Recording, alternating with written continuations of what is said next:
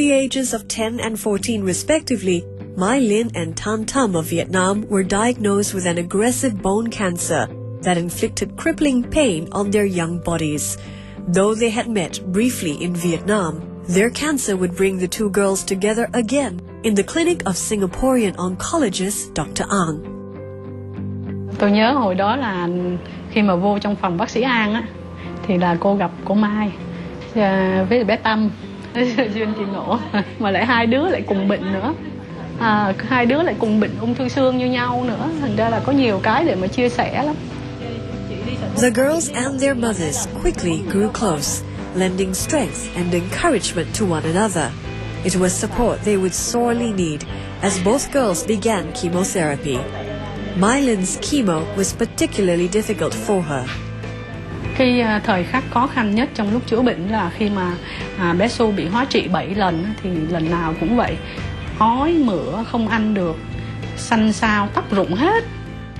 But Linh suffering was well worth it.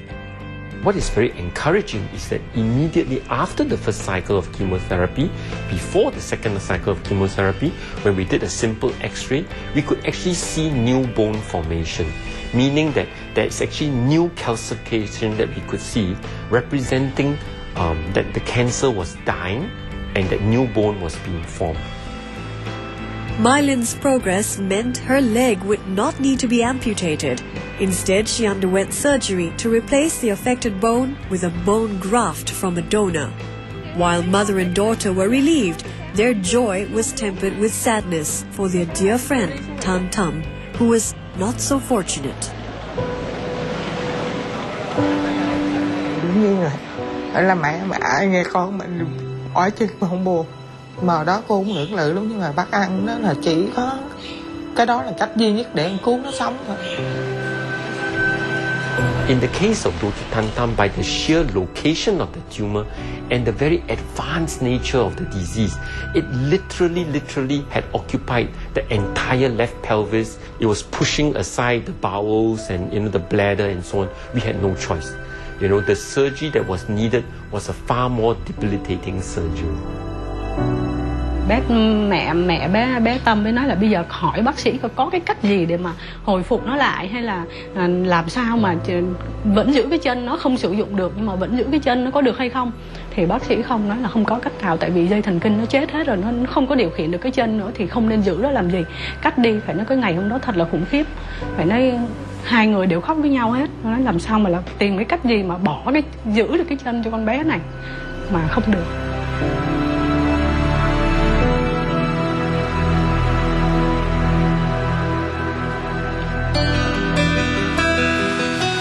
But despite the trauma of losing a leg, Thanh Tam bounced back with a maturity beyond her years.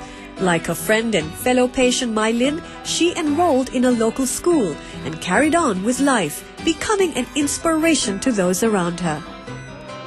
When I hang out with her, she brings out the best in me. She's very hardworking, determined, and positive, and that helps me to overcome any obstacles that I face. Dr. Thanh Tam took it in her stride. She knew that this was something that was necessary, otherwise we wouldn't have done it, and she accepted it. And she was able to pick up the pieces from there and continue to live life.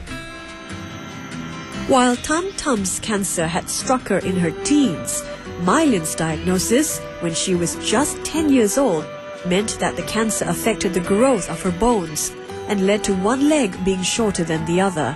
Despite what would be a lifetime of corrective surgery and follow-up, Linh too summoned the strength to resume a normal life. We are happy to note that Linh is well today. She's gone back to school, she's able to run around, and in fact, Linh took part in the Great Eastern Run. Although she didn't complete the marathon, she completed, I think, about 10 kilometers of it. She did very well. So we're very happy that Linh is one of our success stories, where not only have we beaten the cancer, but we saved the leg. Linh and Thanh Tam may have entered their ordeal with cancer as girls, but they emerged as young women, stronger and more independent. I realized that life is very short, and even though at one moment you're very healthy, then the next moment you can just turn sick, and you don't know what the future holds, so it's best that you make the best of what you are having now and don't take things for granted and take good care of your health. I really admire her independent qualities. Like, she's really very independent and she's really very good at encouraging people also.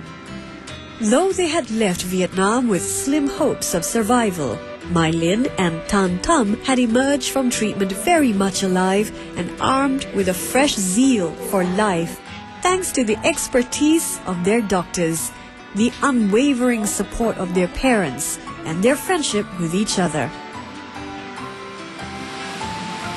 Now studying in a local secondary school and polytechnic respectively, the girls have left the horror of cancer behind and are living their lives to the fullest. I'm 21 years old and I have been cancer-free for 6 years. And I did it and I know you can do it too.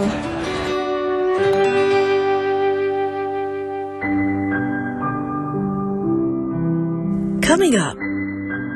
Dari pertama ke Malaysia, periksa dokter pertama, kata saya anak saya divonis 6 bulan. Udah stadium terakhir, udah nggak bisa disembuhkan lagi. Akhirnya saya putus asa. Tapi di balik putus asa saya masih ada harapan lagi. Told that his 5-year-old son has only months to live, a father clings on to hope.